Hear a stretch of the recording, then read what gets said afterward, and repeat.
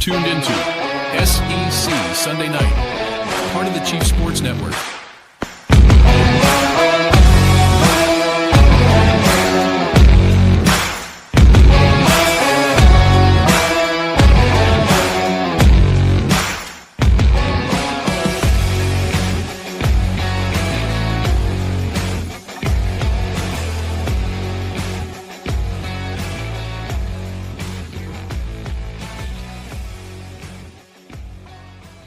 All right, hit the lights. It's Sunday night. Welcome to SEC Sunday Night Live on the Chief Sports Network, proudly presented by Hewitt Damaduros Law. That's HDLawSC.com. We are a family here on SEC Sunday Night, and we believe in putting our arms around you, pulling you into a conversation, and bringing a serious conversation for all of our serious sports fans out there. But sometimes it just lays back and gets a little casual, and we appreciate that.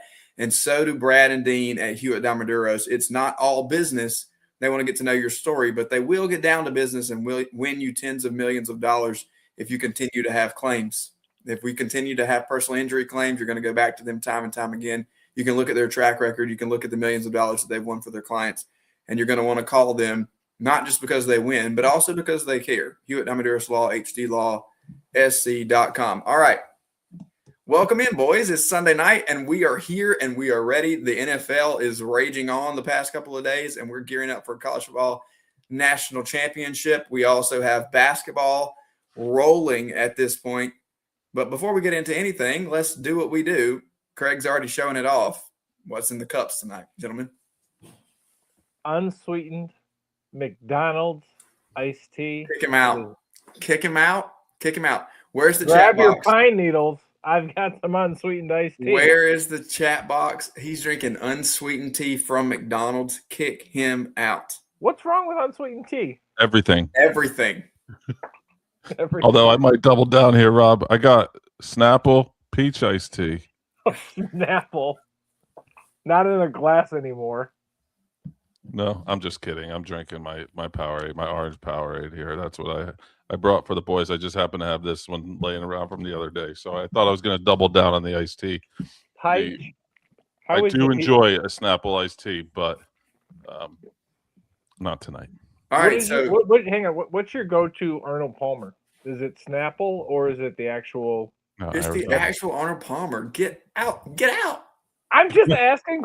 Listen, why can't I ask a question? It's still 99 cents, unlike everything else, which is ridiculous. Yes, crazy questions. That's why you can't ask any questions. Yeah, the Arizona iced tea is the best one. You mix it with a little vodka and just put a splash of Red Bull in there. All right. You heard it. You heard it here. Anybody out there? Drinking, by the way, Mr. Don't drink unsweetened iced tea. I'm drinking zero sugar Dr. Pepper because it's a pepper thing. Wow. And I'm also you drink zero sugar, that's okay. But if I drink zero sugar, it's like, oh, what a Yankee! But you just don't do that in tea. You just don't do that with tea. I'm also drinking a Powerade Flash IV. I mean a Body Armor. Sorry, Body Armor. I put down the Powerade. Body Armor's good. Also zero sugar. Also zero sugar. It's not good. It is good. You can taste the salt. That literally looks like amoxicillin that we give to our the Gatorade, the white Gatorade, that white cherry or whatever they call it, is delicious. Oh, it is orange, it is red, and that's it. That's it, Mr. Powerade. Today, it's always lemon lime, and that's what I'm drinking. Okay. Oh, lemon lime's pretty good. Okay. Let's start off with our headlines of the week, and those are always brought to us by MBG, who puts the boards together for us. Casey, bust out your readers. It's time to dive into a few boards here. All right, here we go. From our friends at On3, MBG says, oh, crap, Kentucky won. And who is this? Anon? Oh, my God. 17596768907. I guess. For a good time call. I guess 906 was taken. Would I be a bad fan if I said winning this game is bad for the future health of the program? I guess Kentucky came all the way back and beat Tennessee yesterday. And so I guess he's asking, is it bad? It was a couple of days ago. But yes, it was a crazy well, no, that was yesterday. You're right. Yeah, it was I'm thinking LSU. Correct you on your show. I'm thinking LSU, which was a couple days ago. Also a Kentucky comeback. Continue. That's it. What do you think? Is it bad for Kentucky to keep winning? Is it Uh, because they want Mark Pope gone? We're going to talk about this as we get into the rest of the show, and we have a little basketball segment keyed up after this. Is it too early to be calling for Mark Pope? It's not that bad. yeah, but Mark Pope got himself into some trouble at the start of the season, and I feel like are they just looking for an excuse? Okay, let's tie things together here, because here's what we know about sports fans and the fanatic version that live in the SEC, right? Right. What just happened during football season with this university They fired their head coach. was not good. Was not good. And what if you had to pick one school in the SEC that is known for basketball success? Who is it? Georgia. Kentucky. It's Kentucky. Oh, So And they travel. Here's what they want to know. If we suck at everything else, this is where our bread is buttered. And we want to be able to come here and rely on this team to pick up our morale. And when you come off a season when you fire your head coach in football and it's not perfect on the hardwood, that's a tough sell in Lexington. But does Will Stein give him some cover? Because I feel like Will Stein has come in with a lot of energy. Not at Kentucky. No, not at Kentucky. I don't Maybe think if he closes the deal on Sam Levitt, but probably not. Well, I think you got Cal having success at Arkansas. Yep. Was it Mike White that went from Georgia to Florida, won a national championship in only just a couple of years? I think, unfortunately, Mark Pope is up against that in his conference. Yep. So, and it's Kentucky. So we're piling on, and it's Kentucky. Patino, what's his name? Patino. Yeah, Rick Pitino. He's having success at St. John's in a year. And so it's former Kentucky guys having success when they go somewhere else. They bring home one of their star players from yesteryear, and he's losing more than he's winning. Yeah, I mean, I think again, it's the dumbest question that I ask every single time. That who do they want? But you look at Ryan Odom's doing well at Virginia, so like there's a bunch of sample size, I guess, of guys that are coming in and turning it around year one or year two. Got nothing. Rob's on mute, so it's I'm muted. Sorry, it's because I'm typing. Yeah, I don't know. You make a great point, Casey, and this is a point that I make about people all the time. Write it down. First time ever, Craig. Like I make this point about programs all the time, and Craig hates to hear it. But here's the deal. Some people don't like this point. I've heard people say I stay away from that point. I don't want to make that point. I, for one, am going to always hammer well, who else can we get point? And in this case, I don't hammer you for that. No, you don't. You don't hammer me for that. Not that point specifically. Okay. But I do know people. I do know people. Yes, it is. I do know people who don't like it when I make that point. But I can't get past it. I just personally I can't get around it. If it's not working for you in this situation, give me the solution. Who do you want your program to hire? But Casey, you make a good, pretty good point. There's other coaches out there that are going to get a comp.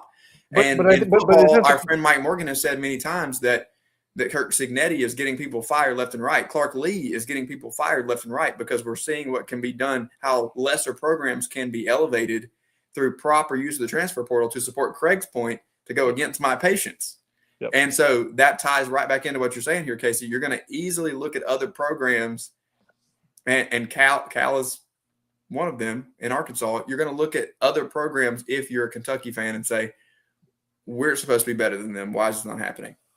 But isn't the answer, especially in college basketball, who is the Cinderella? Who's going to make the deep run?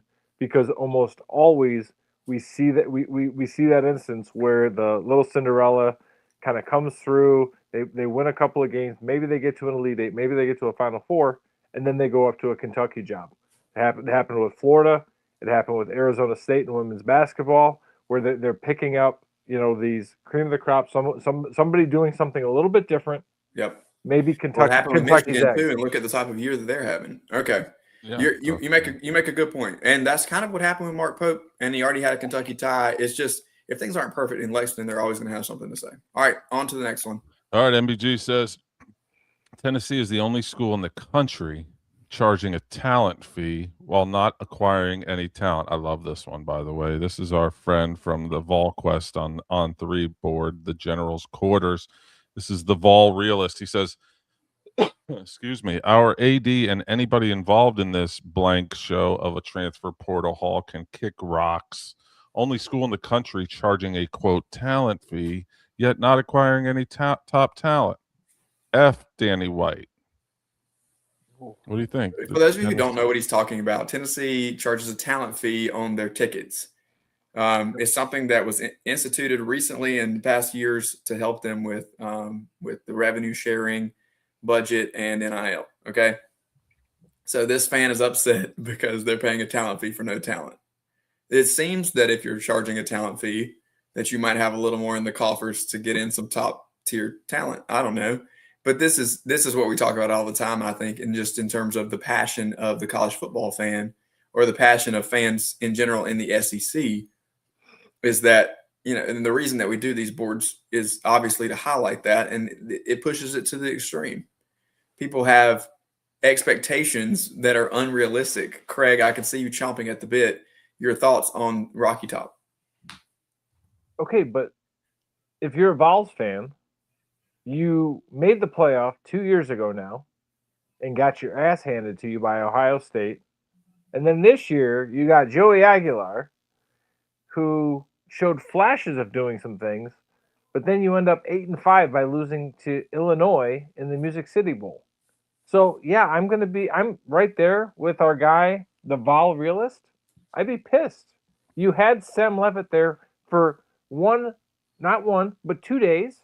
Did we just did we just agree with a board? I did. I'm agreeing with the board. I think this is a very logical, level-headed response.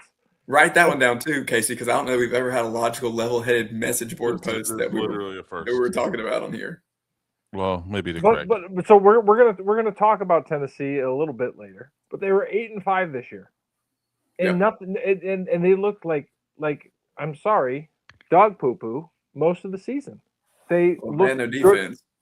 The defense wasn't good, but they're pretty good against your dogs. Were they for like 3 quarters, and then they disappeared? Yeah. So great, they were almost good enough. But if I'm a Vols fan, it's like you're kind of spinning your wheels a little bit. You've seen Oklahoma now pass you by.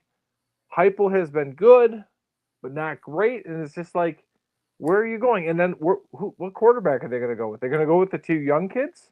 I mean, I guess, but like, as a Vols fan, you're wanting more. Hell, Ole Miss was 11-1 this year. You need to see more. So I'm okay with this guy being a little angry and upset because I'm a little fired up. I think somebody predicted that Ole Miss was going to be 11-1. More on that later on in the show. All right, last board. We only have 3 this week. Let's go to Norman. All right, from MBG says this Oklahoma fan thinks Indiana is stealing opposing teams' plays from the Clouds goggle. This is our friend OU Fly Guy, and this was in response to another Cherokee Okie. But he says this is what Indiana is doing as they steal all the other teams' plays from the Clouds goggle. Indiana football cheating. You see what I did there with shortening the football because there's only one L? I should probably read the first part too. Read the first part because that sense is so it makes sense. All right, so Cherokee Okie said, so if you look at play calling as the ability to draw on past experiences in similar game situations using your currently available players and player types to dictate the next play, why not feed all that data into databases and then just ask ChatGPT what play to call? You could even feed all the defensive tendencies data for the opposing teams along with the defensive players' past performances using number recognition software to know what players are on the field. Bob's your uncle. Don't know what that means. So then our friends OU Fly Guy said, this is what Indiana is doing as they steal all the other teams' plays from the Clouds goggle. Indiana football cheating. There you go. It's that simple because that made tons of sense to me. So it can't be that hard. I have no idea what he just read. So, okay, let me break it down for you. No clue what this guy's talking about. These are your huddle reports. Isn't this everything like what we're doing at the high school and the Is college this level. what he's talking about? He's trying to talk about huddle. What? To Can me, somebody to me, to explain me, the that, cloud to me, goggle to to me, me? that Is this a Google cloud? Is that what he's trying to say? the clouds. No, it's the clouds goggle. That's a different goggle. version. It must be the upgraded version of huddle. But like this is what you're doing in huddle. You're getting the defensive tendencies. You're getting the offensive tendencies. I don't mind the idea of throwing it into ChatGPT, but and like getting what do the analytics say. But I still don't know what the hell clouds goggle is and what this guy's saying. But What happened to good old days of just trading VHS tapes? or like stealing signs, like just using your cell. Oh wait, sorry, that was Michigan. My bad. All right. But can we get talk off of about Indiana's case? I'm not even pulling for. We're going to get to this later too. You're not even pulling for Indiana. I'm not. Grab your cappuccino. I'm not pulling for them, but I don't think they're cheating. They're just good. No, they are good. They are good. Can I be honest? Okay, they're just good. The other one that I'm really tired of hearing. Oh my God! Did you hear how old Indiana is? Yeah. Okay. Great. They're old. They're old dudes. How about they're just really well coached? Yeah, they're disciplined and they execute. That pretty much sums it up. Signetti flowers right now. They're not good. No. It's just garbage. And by the way, I woke up to a video of Kurt Signetti stumbling down the steps from their jet, and it was very it threw me back a couple of years to post of Joe Biden not being able to walk down the sidewalk or something like that, and that's exactly what. Let's stick to sports here, buddy. No. That's what the poster. That's what the poster of the video was trying to imply by posting Signetti stumbling on the steps of the plane, and I'm like, this is how far we've come that we can't. People are coping this hard that they can't put up with the fact that Indiana's just good. That Indiana's going to smash the hell out of Miami tomorrow. Okay, Craig, that's the final segment. All right. That's all we have for It Just Means More Genius. Our friend Connor Goodson is here to talk some hoops. Casey, are you? What's your schedule tonight, my friend? I'm good for a little while, but I might just disappear on y'all at one point. Whenever you're in and you're out, you're like a phantom. Whatever happens. But let's welcome Connor from Hog Sports in here. Connor, what's going on, my friend? How are you? We are coming off our opening message board segment, which often requires us to at this point narrow our focus and get a little serious. So we're glad you're here. Yeah, appreciate y'all having me on. Always fun to catch y'all's conversations before I hop in here. It's interesting stuff, man. We can get a little weird if you like as well too, Connor. Just let us know, and we are ready to go. Yeah, I'm up for anything, man. You know I'm an easy guest, man. Well, we're taking a hard turn into basketball season, and for the average SEC fan, I would say that that first month and a half, really the non-conference for sure, really gets lost in the end of football season. Oh, yeah. However, some schools are ready to turn the page. Not the best year for Arkansas on the gridiron, obviously. You get some positive momentum with coaching hires in a lot of schools across the SEC where that's able to lighten the mood just a little bit. But in Arkansas specifically, you have a coach in John Calipari who has had a lot of success. And I would say this is the most talented team that he's had since he's been at Arkansas. And the run that they made last year in the NCAA tournament was something that really piqued my interest going into this season, because I was telling Craig earlier, Connor, I don't know that it really matters exactly where they finish in terms of the seeding, because we're going to get to this, but the SEC is so kind of jumbled up. I'm going to trust a team that now has some experience, that has some veteran leadership, and a coach like John Calipari when they get to the tournament in March to be somebody that I'm looking at to make a run, whether they elevate through the end of this season and they end up as a 3 or a 4 seed, or they stay inconsistent and they end up being like a 9 or a 10 seed, whatever the case may be. I've got my eye on them. I would not want to be a 1 seed who catches them coming out of that 8-9 game. That's for sure. Yeah. No, I definitely think that this team is built like those typical John Calipari teams that have gone on deep runs and had success in March. You've got the fabulous freshman duo of Malik Thomas and Darius Acuff, who are really kind of the offensive engine. But some of the key cogs from last year's deep tournament run Trevin Brazil, DJ Wagner, Carter Knox, Billy Richmond. Also, he's like the Energizer Bunny for this team. Probably one of the most fun players to watch, just individually, just how he comes in and completely changes the complexion of the game with his injury or with his energy. You've got those key cogs back with those freshman guys that can kind of, on nights when they're struggling. On paper, it's good to have that experience. You also have veterans like Malik Ewan and Nick Pringle. So this team is built to go on runs, to go on a deep run, and they're built for success. They're still just not there. And you've got to be able to carry some of that energy and success onto the road. And what we've seen these first 2 weekends is, you go to Auburn, you have that short turnaround from Oxford to Auburn. You narrowly hang on and beat Ole Miss, and then you get really humbled by Auburn. And then Arkansas this past weekend, they get a blowout win over South Carolina midweek. They go to Athens, and they really got it put on them early on, and then they fought back, tied the game late, but they used all their energy to come back after digging such a big hole. So the talent's there. The raw, this offense is one of the best Arkansas fans have seen in honestly since the 90s, really, just from a statistical standpoint. But the talent's there, the offense is there. You got to shore up some things defensively, but that blueprint, it looks really nice. And like you said, Rob, this team, it's going to catch some people's eyes. When they beat Texas Tech, when they almost beat Duke, they beat Louisville at home. That was kind of turning some heads early in the national scene. And so I think that now they've kind of hit a lull. They're trying to rediscover themselves through conference play and pick up some of these bigger wins on their resume. They're still just not quite to the level I think that they need to be to go on a run, but you can kind of see them progress a little bit further each time out. Yeah, I mean, the recipe is there, and you mentioned the Duke game and all they lost that game. It is something that really stuck in my mind. Their ability to play so closely with the Blue Devils. Here, the recipe is exactly what you said. A couple of freshman phenoms, and then you need some veteran presence. And DJ Wagner, to me, really is one of those guys that really holds that all together. Somebody who's been with Cal for a while, somebody who sees it, somebody who understands. You talked about Brazil, you talked about Carter Knox, guys who have just kind of been around and were there for last year's run, I think bring a lot to the table when it comes to this year.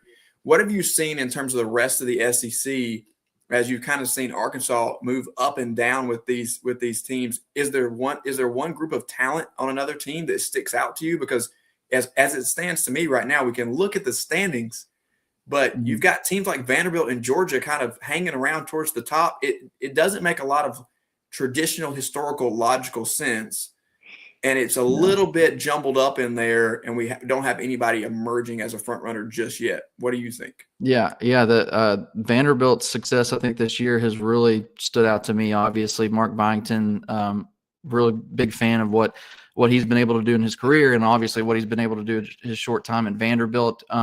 They actually come into Fayetteville Tuesday night for a big game against Arkansas, but they're a team that's really stood out to me that I think that a lot of people had them on fraud watch earlier in the season, but I think that they've proven that they can really hang with some of these elite teams. Florida, as bad as Boogie Flan and Xavier Lee had looked earlier in the season, they're starting to come along, and as they come along, that you can kind of see the vision with this Florida ball club. And I think that people kind of had them written off after they went, I think they started 5-4 on the year. But now you look at them, I think they're atop the SEC standings, and with that championship pedigree, their front court is exactly what you would want in the experienced championship type front court. So they're a team that I think that has kind of flown under the radar because of their bad start earlier in the season, but they're right there picking up where they left off in conference play last year. So they're a scary team. Nate Oates is always going to have Alabama really, really good. He's got that kind of thing rolling. They're battling some injuries with certain guys, but they're really kind of, I think, a team that scares me if I'm an Arkansas fan, and some of these other teams, that they're a team that I think could get hot and really, really do some damage. I think you saw that last night too with Georgia. They have really picked up. I think this year they've been kind of like slowly progressing, and this year it seems like when they're shooting the hell out of the ball, like they're going to be tough to beat. And to me, if they can stay hot, that's a team that can Yeah. maybe make a run in the NCAA in the SEC tournament, also the NCAA tournament. Anything you saw out of the Dogs this weekend that you thought was like, that you've seen growth out of the team, like from the past couple of years? Their big man Santos Cyril, he he finished with like 6 points, 5 rebounds, or something like that. Career high 7 blocks though. In Arkansas, I think was like 13 of 28 on layups because of his paint presence. And that dude, he was originally committed to Cal at Kentucky before he was hired, obviously, at Arkansas during that offseason. I think he was one of his first commits in that class. Obviously opts to go to Georgia over Arkansas once Cal, moves over. But he was a guy that I've been really watching. He was a lot raw. I think he came into Athens a little bit, on the heavier side in terms of, conditioning and stuff like that. But as Georgia has kind of, Mike White's really changed their kind of game plan to go into this crazy up-tempo playing with this insane pace. He's kind of really fit that really well to be able to, kind of give them an interior presence in the half court, but he's really, really strong, running in the open floor. He's really impressed me, and just his physicality and intimidation that he gives other teams to when they have to second guess themselves when they bring it inside. That really kind of unlocks a different dynamic. Obviously, Jeremiah Wilkinson, usually when you get these high usage, high volume guards from, transferring in from different places, it's hard for them to keep that same production level. But Jeremiah Wilkinson's a guy that I've been really pleasantly surprised with how he's jumped in and really been able to elevate his game to another level with Georgia, which is kind of rare to see these days with high level transfers. So Mike White's got a good thing going. Georgia's a really, really good team, and it would not shock me if we look up that second weekend and the Dogs are there.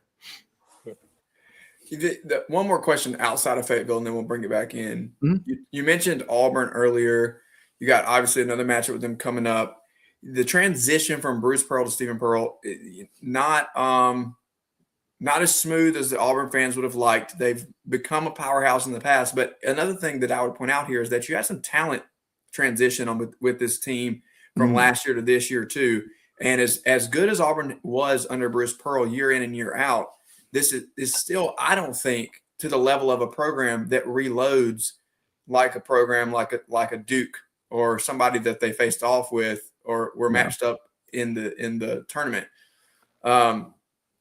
So the expectations, our friend Mike Morgan always says something along these lines, who called the Arkansas South Carolina game on ESPN the other night.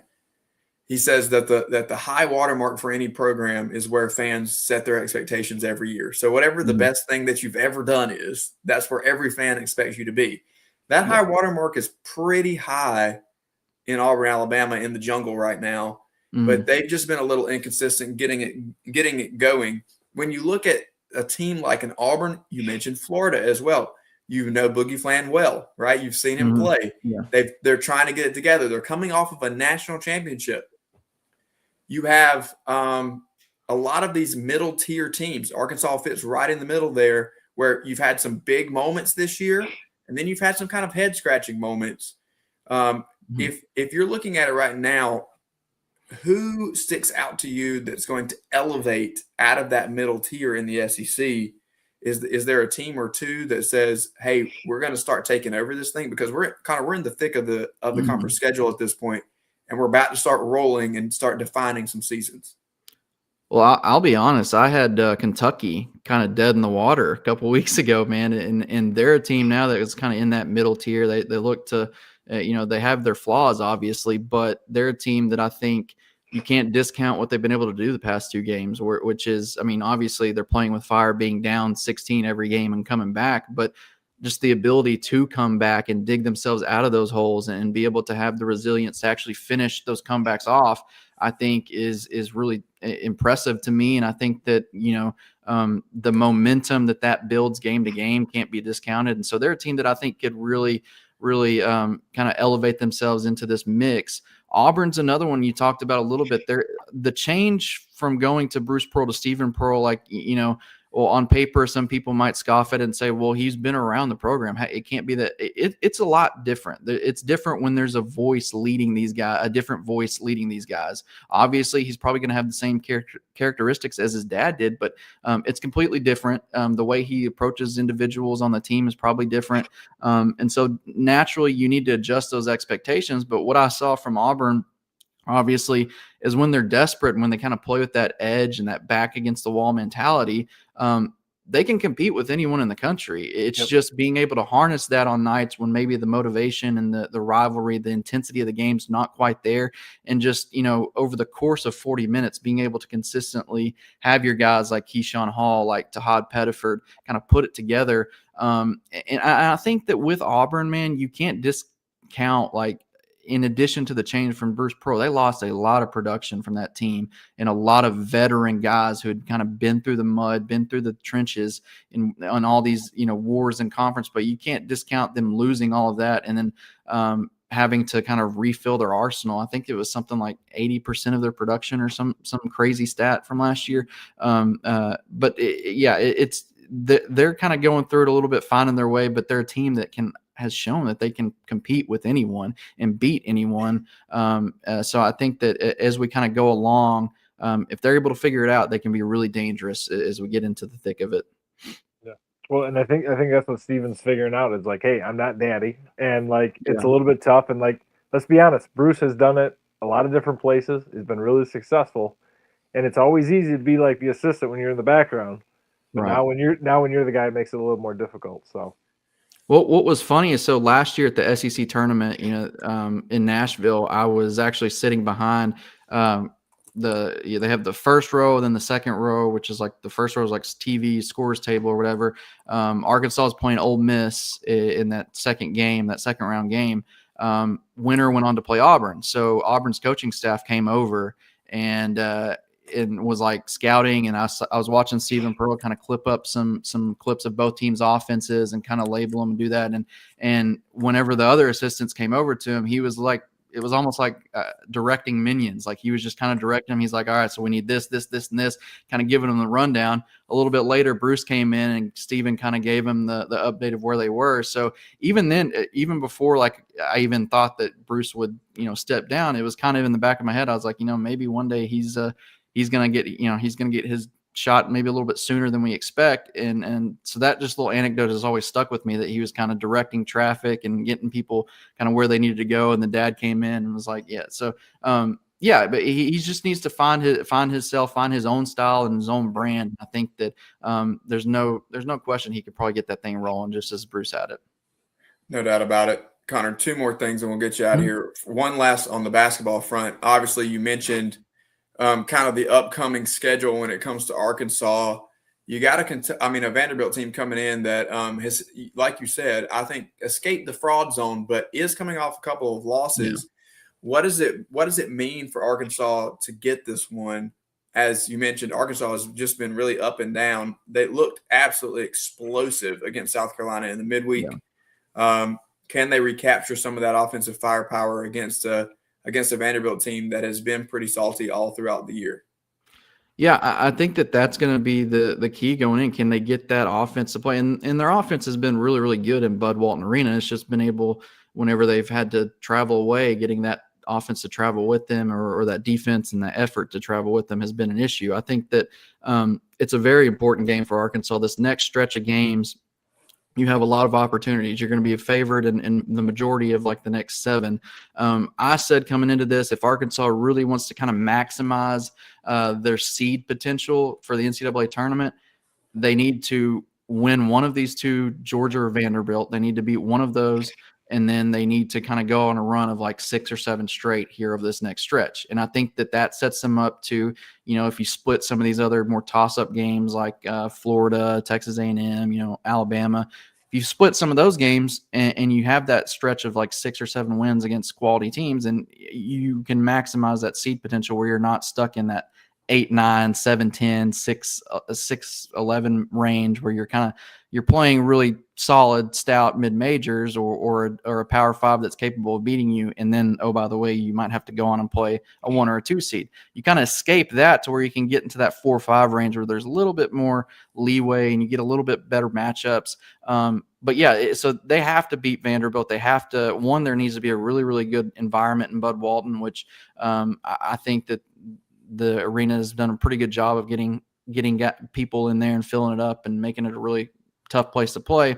But you need that. You need the guys to come out focused, ready to kind of lick their wounds and get that bitter taste out of their mouth and kind of make a statement. And I think if Arkansas can really kind of get back to their roots, get back to what they've had success with defensively, and then also getting up and down and having really success and transition on offense. I think that you could see Arkansas really, really picking up a big win because they really need it. Like I said, they need it before this next stretch.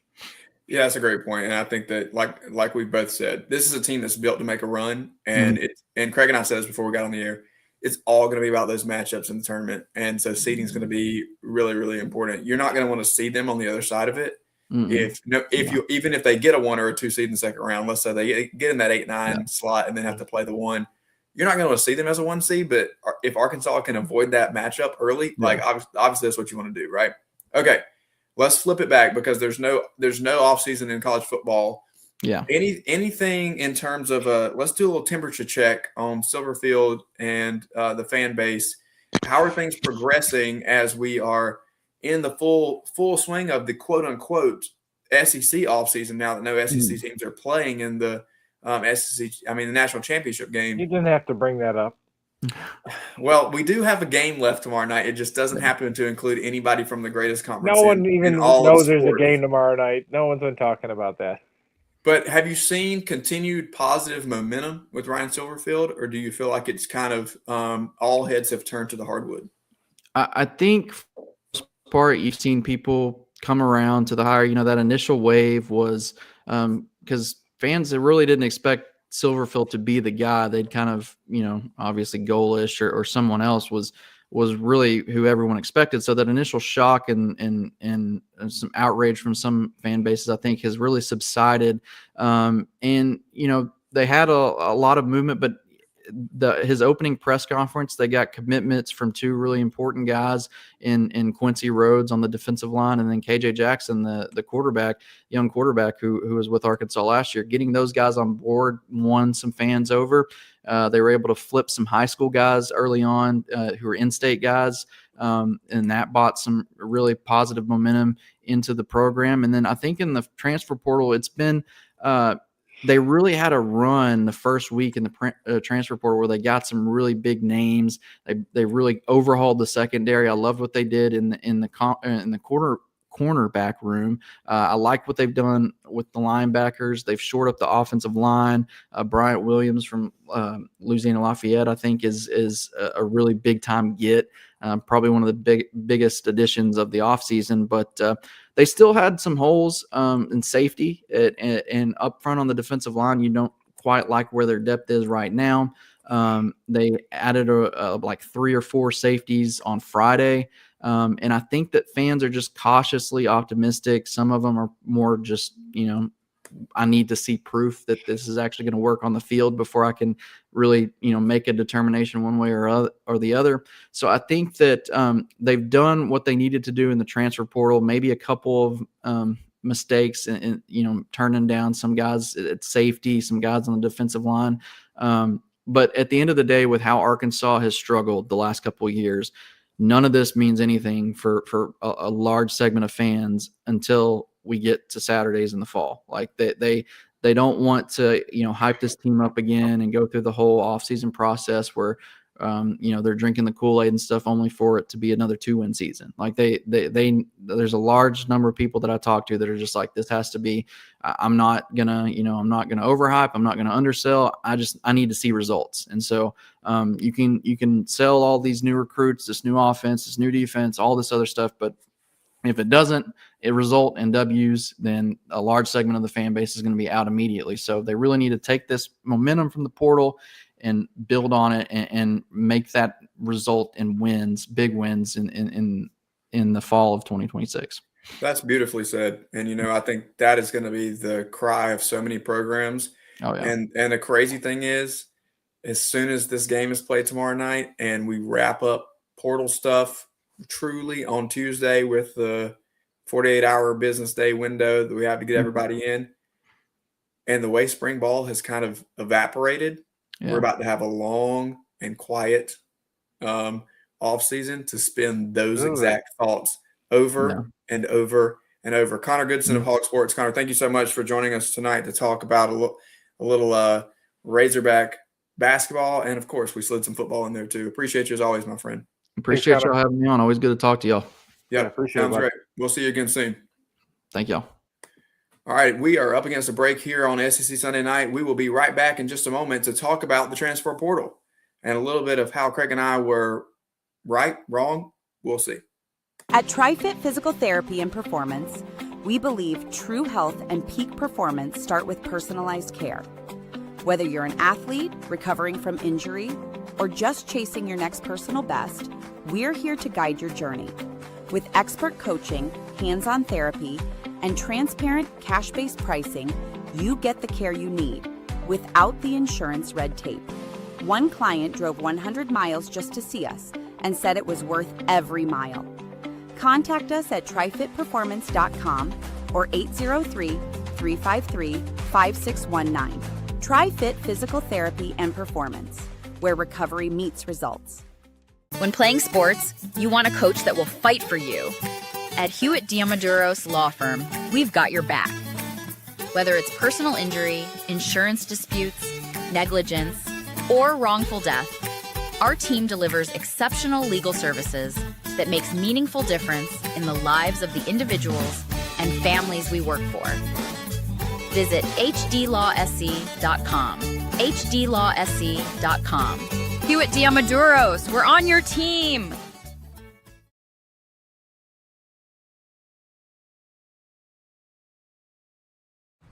This is SEC Sunday Night, part of the Chief Sports Network.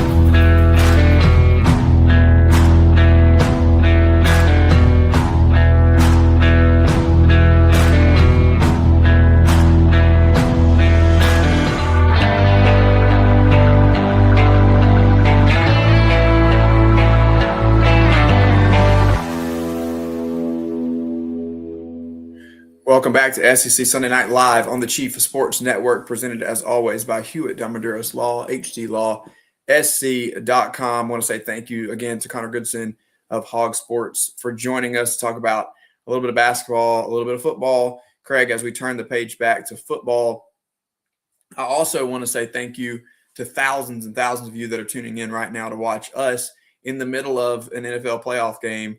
It's probably, admittedly, one of the most difficult weeks of the year for us in terms of competition and what we're up against. We understand that, a lot of times that the NFL is king, but this is just continues to show the tenacity and the intense fandom of the SEC fan. It goes beyond even the things that are dominating the airwaves of the United States. I will say it's 10-10 with 4 minutes left in the third quarter. Chicago and Los Angeles are tied. Shout out to our boy J.C. Sherbert, who I'm sure is at the tavern and enjoying a cold one as he is watching his Bears play right now on the very cold night in Chicago. Craig, question: have you ever been to Chicago? I have not been to Chicago. No. Oh my goodness, you got to go to Chicago. That is like my second. That's like my second home. I probably have been there. I'm surprised JC and I have not run into each other. I've probably been there 25, 30 times in my life. So have you never had a Chicago dog? I have not. So you get this hot dog, you run it through the garden. It's got the pickle. It's got the lime green celery. You've got the mustard, the tomato. Oh, my God. The celery salt. Oh, my goodness. You have a couple of old styles with those. And, my friend, there is nothing wrong with having, just a handful of, or maybe 2 or 3 Chicago dogs, especially if you're at Wrigley Field. My friend, I think we need to make a trip this summer. Maybe a little Chief Sport get-together up in the Windy City. JC, Get it done, buddy. Yeah, that's it. We'll get it done in the Windy City. All right, Craig, Speaking of which, there's a great lacrosse doubleheader going on up in Evanston, so maybe, Well, can't wait for lacrosse season to get that's the started. bait. That's the bait that we'll use to get you there. Now the rest of us will need something else.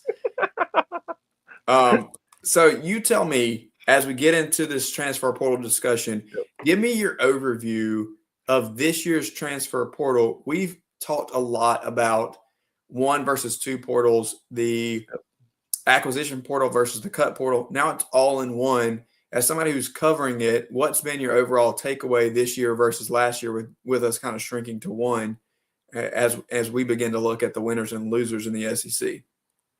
The NIL dollars and these contracts are now starting to wave their head a little bit. We saw Desmond Jennings from Washington go in the portal, fire his agent, and then be like, "Oh wait, I don't want to tell Washington I owe him $4 million, so I came back."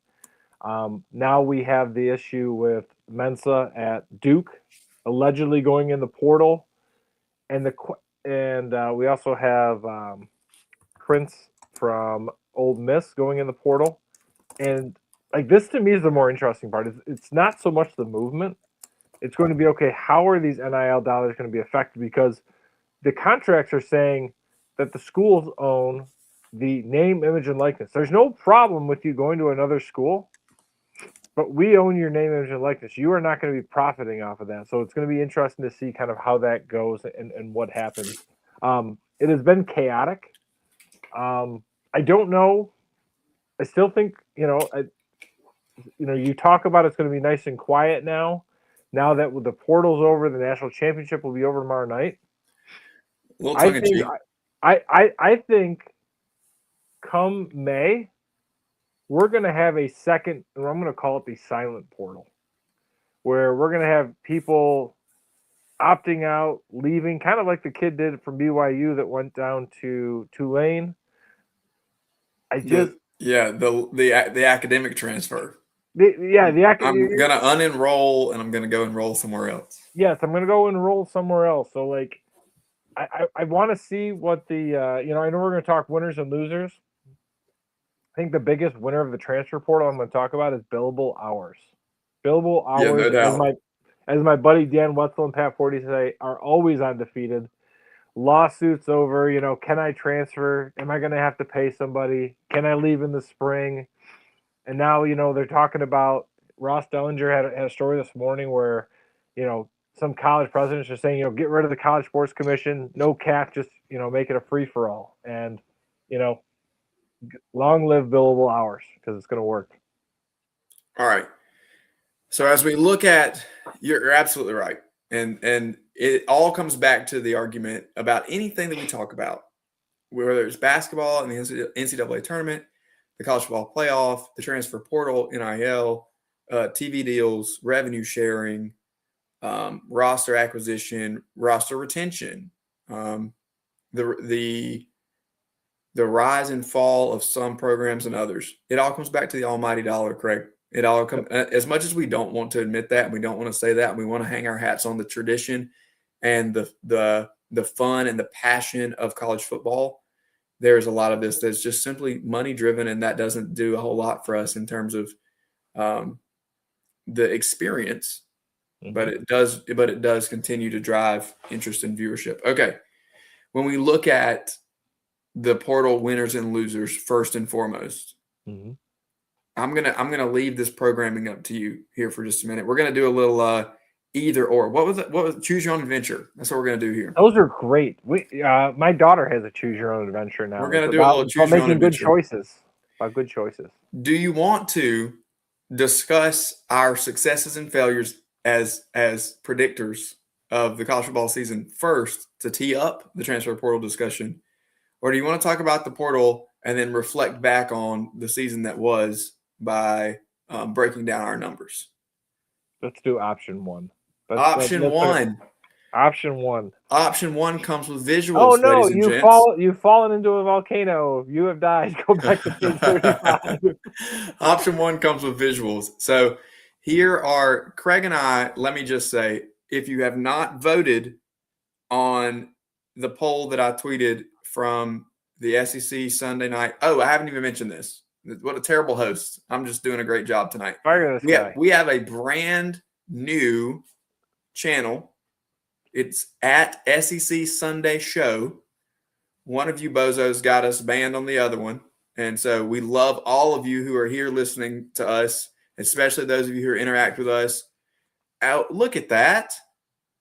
Look at that. I didn't even see this earlier, but Courtney is listening and she's in the chat box. Hello, Courtney. Oh, no, I'm so Courtney. sorry that I missed out on that earlier.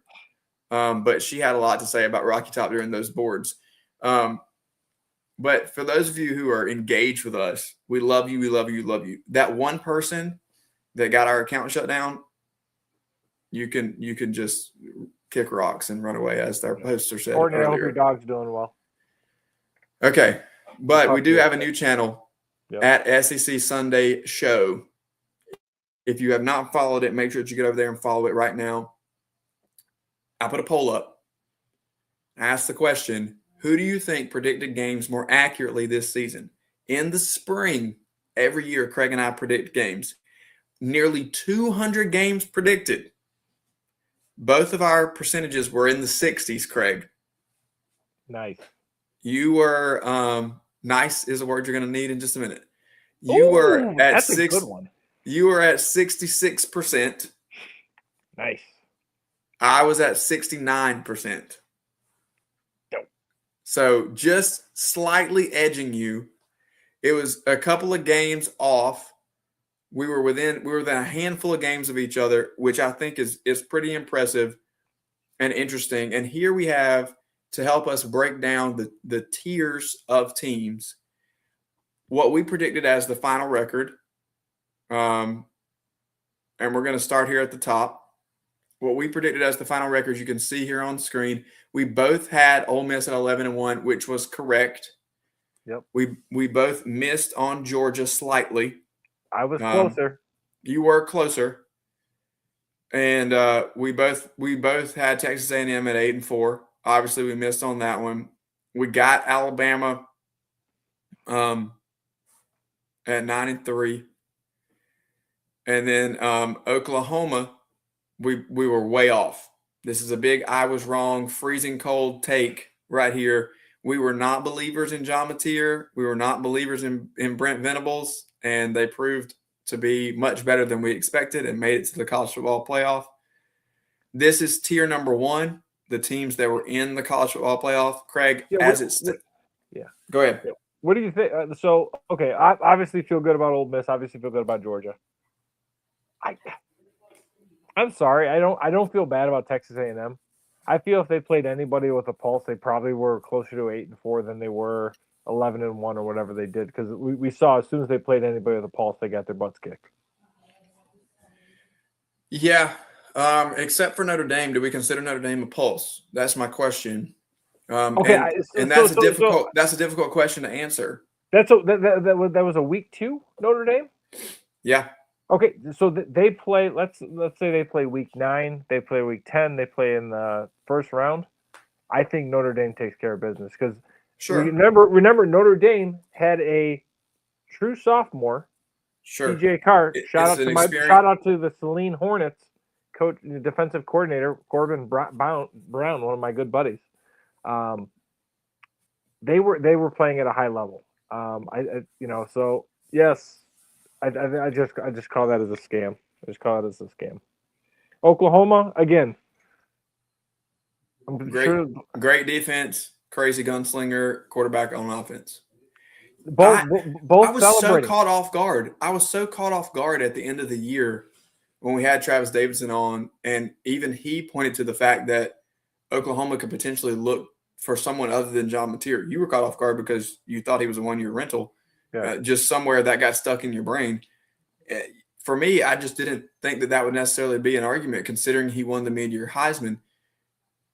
But he won the first month Heisman. I don't know if he won the mid-year Heisman. Well, that's true. He was in surgery by mid-year. Yeah, he was in surgery by then. But is that the difference between just making the college football playoff and making a deeper run for them? I think maybe it is. Offensive line play is honestly still the biggest issue in Norman for me because they could not establish a run game. He was their primary runner all year long, and he had to run for his life a lot of times, which was part of the reason why he ran for so many yards was because it was scramble plays. So Yep. if we look at Oklahoma, it's easy to point at Mateer, and we've heard that argument, and maybe that's the case. Maybe they're going to go get another guy. But continuing to strengthen along the line of scrimmage there on offense, I think improves everything for them. When it comes – yes. When you're done. So Go ahead. First I have a number for you. Yes. 28. Oklahoma has 28 guys in the portal that are leaving. We're keeping the coordinators. That's going to be new for Brent Venables. He's not cleaning house. It's been something that he's been really good at. But the constant revolving door of athletes, that is a big number. You've got teams like Auburn, Arkansas, LSU, Florida, all had coaches changes, moving between 32 and 36. You've got Venables going into year 5, still going 28. That's a lot. That's a lot there. 2. You both have Marcel Reed and you've got John Mateer coming back to A&M and Oklahoma respectively. These are the 5 teams that made the college football playoff, Robin. Before you transition, I'm going to ask you, which of these 5 teams makes it back in 2026? Georgia. Anybody else? Is the easiest one off the rip for me. I'm tempted to say Alabama. Because until I'm proven wrong, I think we have to give them the benefit of the doubt. They won a tough game in Norman. Mm-hmm. They're still a perennial power, although they're not the same type of perennial power they were with Nick Saban. It's not built the same way. Right. They still have top tier talent, and they still have a coach who's won an insane amount of games and knows what it is to win football games, and took his team just 2 years ago from Washington to the national championship game. So I don't think that as much as people want to crap on Kalen DeBoer, that's really the appropriate response. I think it's just juxtapositioned against Nick Saban. It reflects badly on him, but that was going to happen to anybody that stepped into that slot. So I would say Georgia and Alabama, shocker, right? Like those are the teams that we're always going to expect. And here we have a playoff that is on the brink of getting expanded more. And so it's only going to become, I think, more of a lock to see those types of teams get there. Because even if they have a down year, their down year is still going to fall on the edge of the playoff. You know what I mean? Yep. The one that's the most intriguing to me, I don't think Texas A&M and Oklahoma are in the playoff next year. I'll just go ahead and say it. The one that's intriguing to me is Ole Miss. Yep. I would add them. Because we're going to talk about the portal again in just a moment, but they're doing really well in the transfer portal. The quarterback position is concerning for me because we still don't have all of the answers that we need there. And if it ends up being Deuce Knight, you're just dismissing Walker Howard. I am. If it ends up being Deuce Knight, my question will be about experience, not about ability. The thing that made Trinidad Chambliss special this year was not just his ability to be accurate with the football. It was his moxie and his calmness in the moment, because although he had not been there on that level, he'd played in plenty of football games, and he played in a one-year starter at Ferris State. High stakes. Yeah, exactly. But he's been around for a long time. He's out of eligibility. He's played 5 years, and he won the national championship at Ferris State. So he's been in that type of environment. Yes, it's elevated on this level, and it's elevated in the SEC. Certainly, it's elevated in this college football playoff. But he's had this type of it makes a natural sense to progress that way, to go from high school to go to a school on the level of Ferris State, to go to an Ole Miss on the top level. He's actually feels like he's climbing a ladder. He's walking upstairs, and you're slowly turning up the heat and the pressure, so you don't feel it as much. He looks a lot cooler in the moment. If you put someone like Deuce Knight, who goes from an Auburn team that missed a bowl game and fired their coach, and he got his shot to go out there and perform against Mercer one time, and throw him into being a full-time starter at an Ole Miss team that is coming off a playoff run and has big expectations and is going all in the portal, there's going to be a lot of questions in my mind on can he handle that type of pressure. That'd be my only point about Ole Miss. But I would like to say that I think they're going to be there again. Shout out to our graphics intern, by the way. It's a nice looking graphic. Yeah, beautiful graphic. Okay. Tier 2. The bowl tier, the just missed it tier. I got it for you here. Oof, this was rough. This is where you beat me, I think. Yeah, so you had Texas at 12-0. Yep. I had them at 10-2, a little closer. We both were way wrong on Vanderbilt. We thought they would take a step back. In fact, they had a program record-setting year in all facets. We were a little low on Missouri. Both had them at 6-6. They ended up 8-4, lost their bowl game 8-5. Tennessee, we were kind of all over it. They just performed right over us. We really gave Syracuse a little too much credit, and we both picked Tennessee to lose that opener in Atlanta, and they had too much firepower for Fran Brown and the Orange.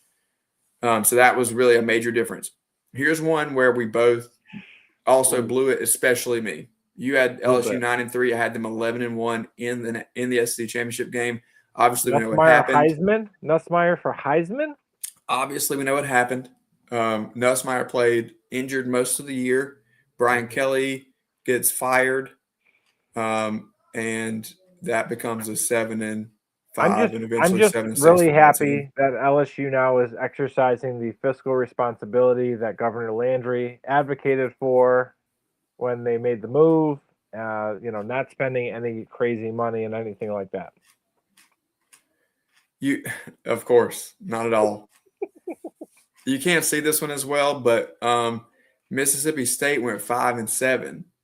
And we were a little low on that, although I advocated for Mississippi State a little more than you did. You're not a big fan of Jeff Levy, but I knew that they had too much talent to just have a bottom feeder type of year and thought they might punch up. They were extremely close to getting into bowl eligibility.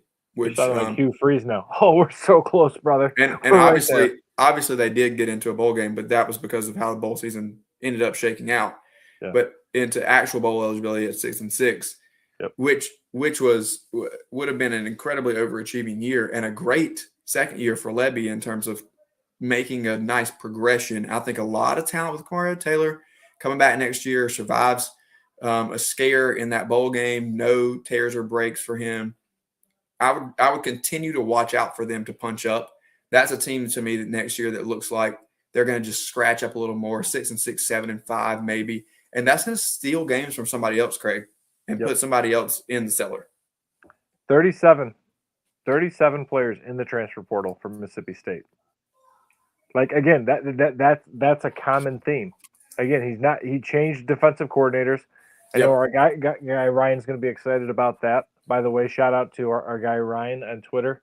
Probably has some of the best tailgates down in Stark Vegas. I like the move to bring Arnett back. It's kind of a weird thing, but I think that it strengthens the defense. But to your point, that turnover is 37 is a lot. So where does Vanderbilt go? So this is my question with Vanderbilt. Was it Clark Lee or was it Diego Pavia? I guess what I'm gonna lump in with Diego Pavia is I'm lumping in Jerry Kill and Tim Beck, who have totally transformed Vanderbilt's offense. And that's where, like, yes, they have Jared Curtis, who was a 5-star phenom, number 1 ranked quarterback in the class, late flip from the Dogs, went to Vanderbilt, got the money he wanted and playing time. But I'm gonna wonder, are they 500 next year? Or, what does that slide look like? Because I do not see this going continually up for our buddy Clark Lee. Well, they're not going to be golden next year. That's for sure. Ooh, I think that they do take a little bit of a slide. 500 is exactly where my head goes. I I don't want to be this guy with the major hot take this early. Oh, do it. Bring it. I'm not sold on Jared Curtis. That's why Kirby Smart said, bye. I don't know that the level of competition was there to put him at a bona fide number one spot this early. And I have some question marks based on some things that I've heard about his recruitment process, about his competitive mindset and his leadership ability.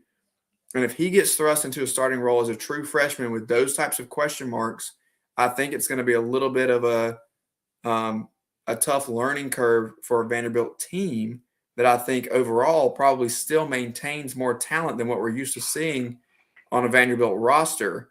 So is there a potential that they punch up a couple of times? Yes. Are they going to have to play a little bit of a different style of football? Absolutely. Diego Pavia was the heart and soul and willed them to multiple victories. Yep. And we can say all the negative things that we want to say about Diego Pavia. There's plenty of things to pick apart in terms of his personality and antics and off the field stuff.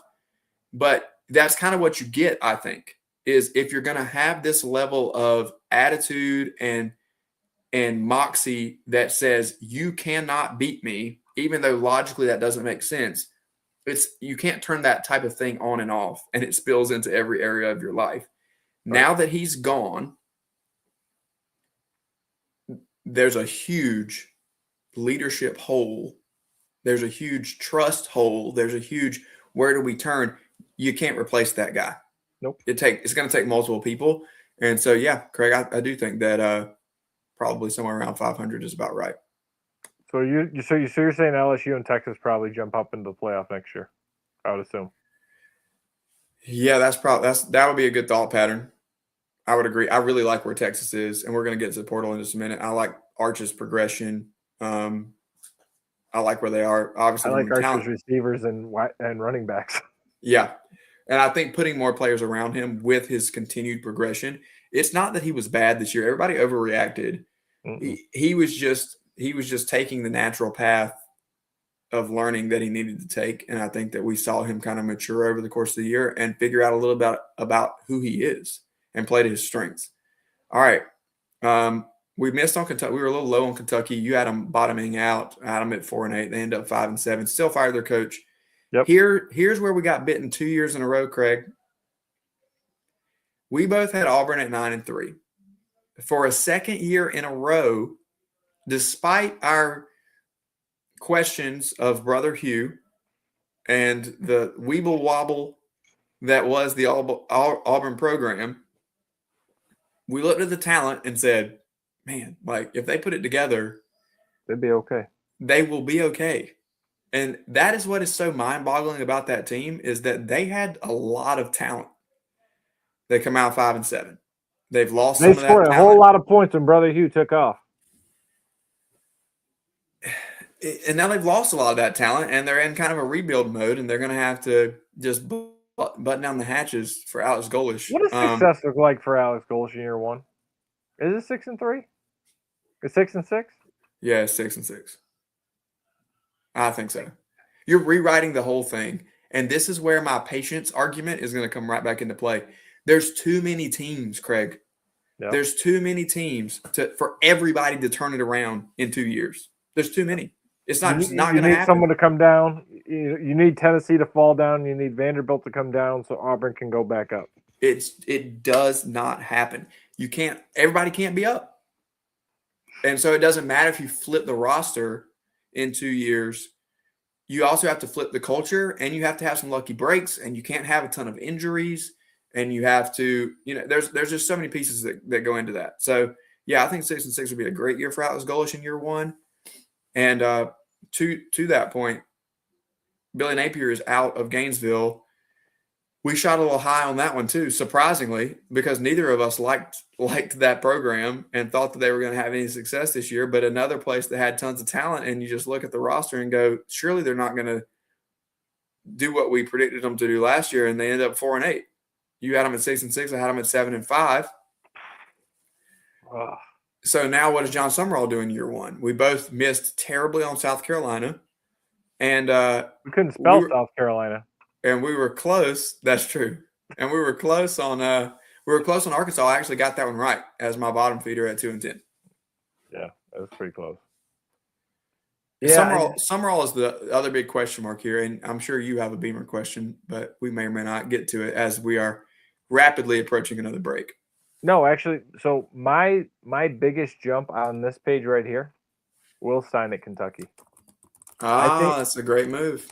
I think Stein's going to get them 7 or 8 wins year one. I think he's going to be the biggest mover out of the group.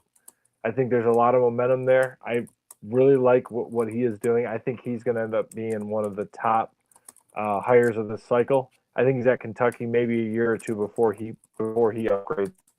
Yeah, and I do agree that it's a stepping stone for Will Stein, and we'll see what he is able to do in terms of elevating that program. Some talent coming in, and we'll see if that offense can get it going. All right, let's hit our final break, and then we'll be back to give you portal winners and losers and pick the college football playoff. We'll be back in just a moment. When playing sports, you want a coach that will fight for you. At Hewitt Diamaduros Law Firm, we've got your back. Whether it's personal injury, insurance disputes, negligence, or wrongful death, our team delivers exceptional legal services that makes meaningful difference in the lives of the individuals and families we work for. Visit hdlawsc.com. hdlawsc.com. Hewitt Diamaduros, we're on your team. Oh man, the building is on fire. Emergencies and accidents happen. When you're in the middle of a fire or water event, all you want is for things to return to normal as soon as possible. Resto Pros of the Midlands is with you, guiding you through the process and working with you to get your home or office back in working order. They'll answer your questions, discuss procedures, and can act as your advocate when it comes to processing your insurance claim. Resto Pros Midlands SC.com. Open 24/7 when you need them. Quality that is guaranteed. At TriFit Physical Therapy and Performance, we believe true health and peak performance start with personalized care. Whether you're an athlete recovering from injury or just chasing your next personal best, we're here to guide your journey.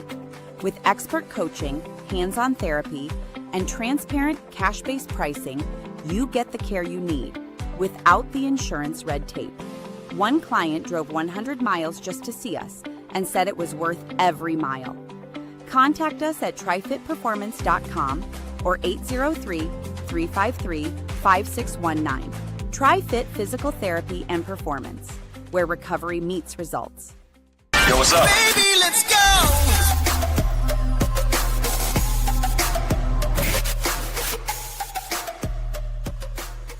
This is SEC, Sunday night on the Chief Sports Network.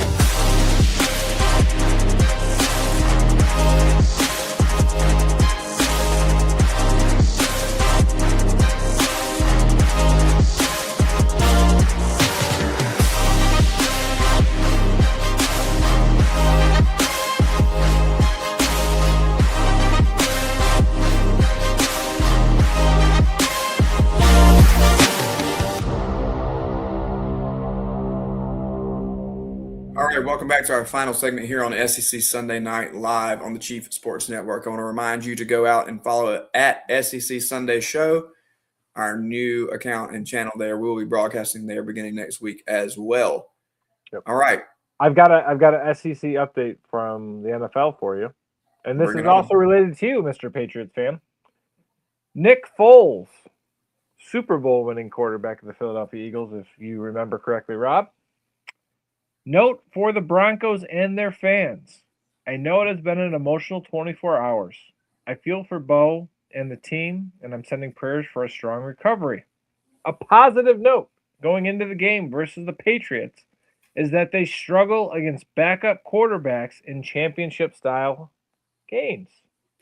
So obviously referencing Auburn's own Bo Nix, also played at Oregon, Denver Broncos, winning quarterback, broke his ankle. Rob, what do you say to Nick Foles? Should the Patriots be worried?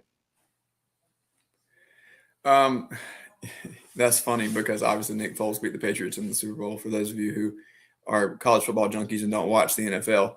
But no, it's an interesting matchup. You get rid of Bo Nix, who's just proven to be an absolute winner, former Auburn quarterback, and replace him with another former Auburn quarterback who also was a transfer in Jarrett Stidham, who has not thrown a meaningful pass since 2023. Also, Jarrett Stidham was drafted by the Patriots and was a student of Patriots offensive coordinator Josh McDaniels for years. He took him with him to the Raiders, and then Stidham has bounced around after McDaniels was fired and came back to New England.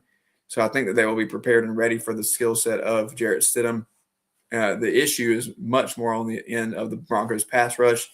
Drake May was stripped like 45 times by Will Anderson, former Crimson Tide linebacker today, coming off the edge.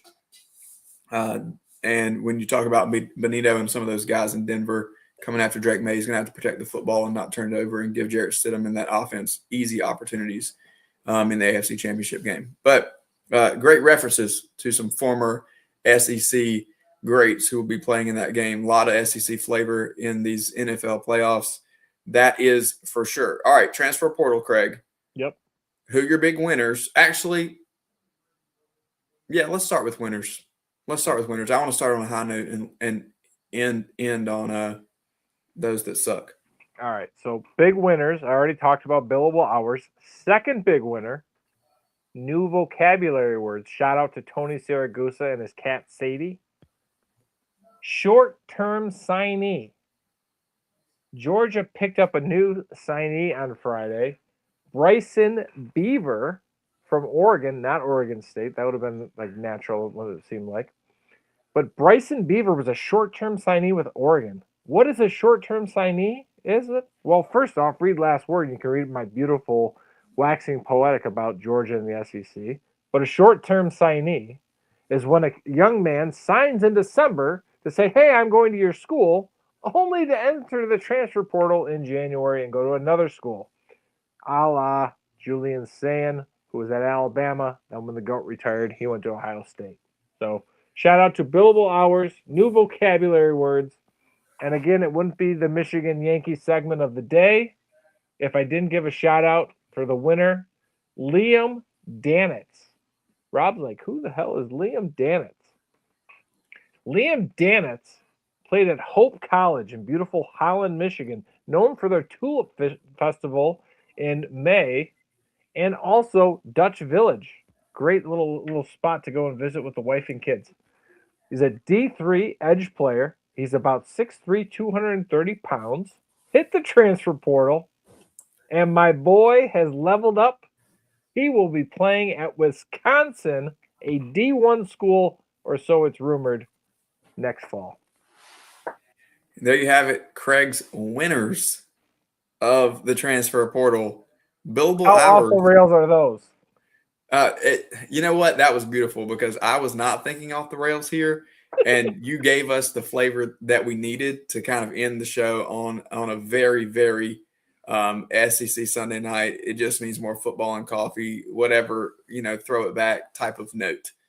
So for those of you who have been with us for years and you know our personalities, there you have it. If you're brand new tonight and you just tuned in, we are bringing casual sports conversations to the serious sports fan. We cover it. We know the ins and outs. We understand the intricacies, but we also understand that sometimes you're on a bar stool or in a diner and you just need to have a casual conversation about the game that is not digging into all the nuts and bolts. So we have segments where we dig in and we have segments where we fall off the rails. Yep. And so, Craig, thank you for taking us there with billable hours, short-term signee, and whoever the heck that D3. Liam Danitz. All right. Here I'm going to make it easy for you in my top three winners in the transfer portal. Okay. Mm-hmm. LSU, Ole Miss, and Texas are 1, 2, and 3. So it would be easy to say that those three teams are the biggest winners in the SEC. Obviously, I think that LSU has to be in this conversation because of the year that they had last year and now the intense expectations that will be placed on this program. For the third time in the show, I will reference Mike Morgan and the high watermark. LSU is a national championship program. They went and got a coach who put together a national championship type of team in the Ole Miss Rebels this past year. Got them into a deep college football playoff run by putting that group together. you can't tell me that they would have lost the games that they won had he been the coach. I think we can only make an So argument. I actually had a long, it wasn't an argument, it was a discussion. We weren't talking politics, we were talking sports, so it was a discussion. It was a long discussion of whether or not Lane Kiffin wins that Georgia game or not. Does Lane have the ability? You know what? Actually, it was on this show. I think it was with Casey. It was with Casey and John Two Sports. That's where the discussion was. Never mind. Shout out to our friends who were on this show. But I don't know if Lane wins that second game. Pete's a little bit different than Lane. Yeah. Pete has 2 college football playoff wins. Lane is still looking for number 1. So easy with the national championship talk. I think that he put together a national championship caliber roster. That's all I'm saying. Fair enough. That's fair. That is fair. And so the expectations, when we talk about a transfer portal, the expectations for LSU is going to be to go win a national championship next year, at least be in the semifinals. Yep.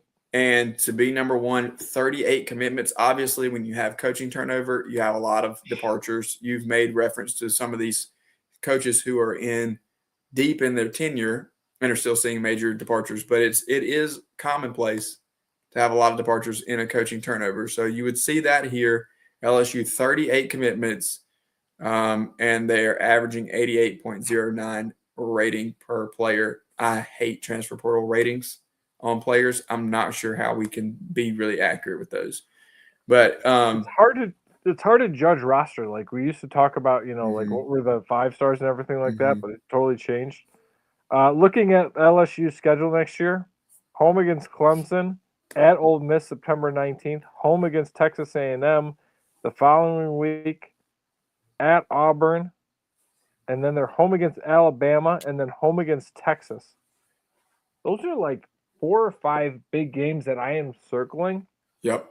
That are we sure Lane has progressed enough to where he can win those big ranked games? Because that was still a question up until even this year. I think Texas is going to be highly rated.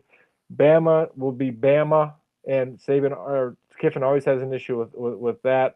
And I'm sure Vaught Hemingway will be like nuts because that game is going to be at 6:30. Yep, no doubt. And you mentioned Texas in there too. As much as I would love to include, and I'll just take a break here to highlight that former SEC star Luther Burden is the target of Caleb Williams' pass on 4th and goal with 3 minutes in the game. Bears down by 7, and the pass is batted away, incomplete. So the Bears turn it over on downs on the 3-yard line, down 7. It'll be up to the Rams to run out the clock now. If you're splitting time, there's your update. Okay, I got to highlight Texas here really quickly because I think the skill talent they've added. We mentioned Arch before. I think the skill talent they've added to Arch's skill set and his progression is going to be setting a high expectation once again in Austin next year. And then lastly, the other winner that I would say outside of LSU and Texas for me is Austin Simmons and Missouri. Because here's a kid that we had really high expectations for last year, and obviously somebody who is very intelligent, graduated college, was in a master's program at 19. Somebody who was a dual sport athlete, a baseball player, somebody that Lane Kiffin put a lot of trust in, put a lot of confidence in going into the season as the starter, whole off season, expected to take that Ole Miss team. Obviously, an injury held him back, and then Chambliss came in and Wally pipped him. But I think there's still a lot left in the tank for Austin Simmons. And as much as we have said this name on this show time and time again, Eli Drinkwitz is a really good offensive coach. He puts players in good positions. They're going to be able to run the ball. It's going to be balanced. And I honestly think this may be the most talent they've had at the quarterback position there in quite some time. Why did you leave Ole Miss though? What? That was the question for me of like, okay, sure, it didn't work out this year. You got Wally pipped. I have no intel. I have no intel to say this. Yeah. I would guess that he is a Charlie Weiss Jr. guy. and he did not get the invite to come over from Lane. And so he found his next best opportunity. Or it was a payday. Well, and that was the interesting thing, because when the whole Lane thing came down, you saw a couple of media outlets out there like Deuce Knight to Ole Miss was like the worst kept secret. Like there was a lot of interaction there. But like you wonder, like, is Missouri in a better spot? Yep. And again, this is not me trying to upset Maggie or trying to think about it, but it's like with where you're going, seems like there's more questions at Missouri than there would be Ole Miss. But again, I think we look at, I could definitely see that argument. I just think that the marriage of Drink and Simmons is a really good one. I think it benefits both of them. So, and here's the thing with the transfer portal: we always assume it's the player making the choice. Yeah. And we look at a guy like David Livingston from Texas, who was Archer's roommate, who hit the transfer portal. Some cryptic messages you read between the lines. Sounds like Sark saying, "Hey, we love you, but there may not be room for you." So he goes on his tour. And what I really love about David Livingston, he says, "Sark, I'm not going that far away." He goes right up to goes right up the street to Oklahoma, and he's going to be right there just to remind Texas. Yep. So I'm really looking forward to Red River next year. But I wonder if that's the same thing with Austin, where maybe he didn't have a chance saying, "Hey, you know what? We're going to make a clean break. You got your degree. You go ahead and move on." Yep. I'll be your editor really quick, just for those listening. That'll be Parker Livingston. But we'll keep an eye on him in Norman next year as we move forward. Dr. Livingston, I presume. Little social study thing. All right, look, it's about time to get out of here. Give me your thoughts. National championship game is tomorrow night. Obviously, you are documented as one of the greatest Carson Beck fans of all time, and so we know that you are throwing the U and pulling for the Canes tomorrow night. In all seriousness, hearts out of it, just an analysis standpoint, who wins and why in 60 seconds.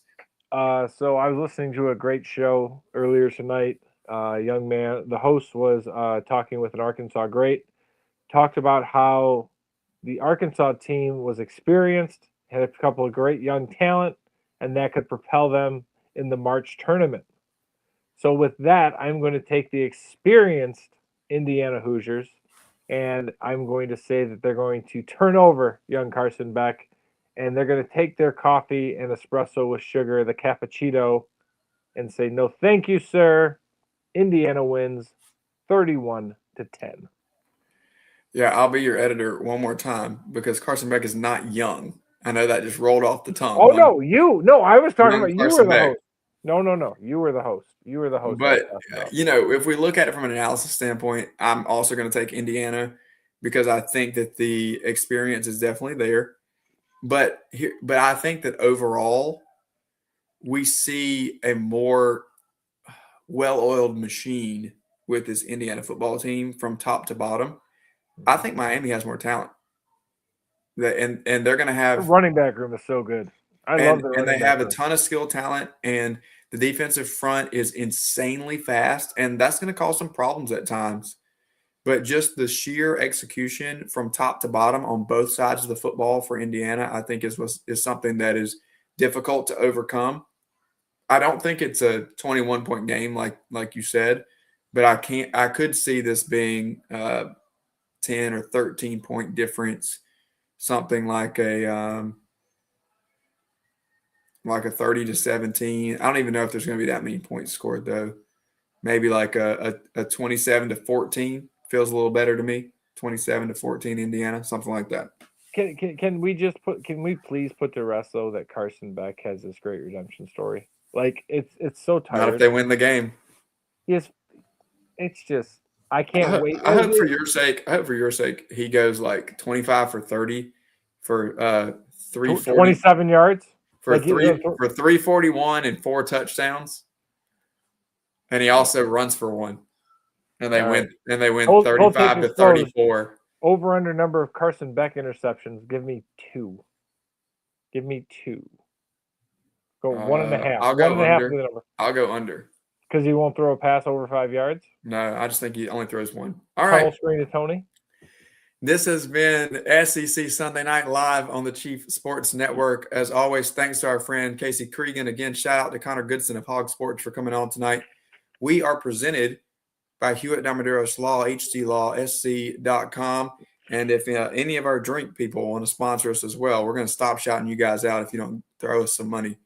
All right. We'll take a McDonald's sponsor. Enjoy your week, ladies and gents. We'll see you on all the shows here on the Chief Sports Network throughout the week. Inside the Gamecocks, the morning show, the late night show, the JCM will be on with Mike Morgan and JC Sherbert on College Football Forever. We've got 4-Quarter Friday for our South Carolina high school sports fans coming up every Friday morning. And we'll be back with you next Sunday night to recap the week that was and look forward to what is officially the college football offseason next week and continue to squeak our shoes on the hardwood. We'll see you next time.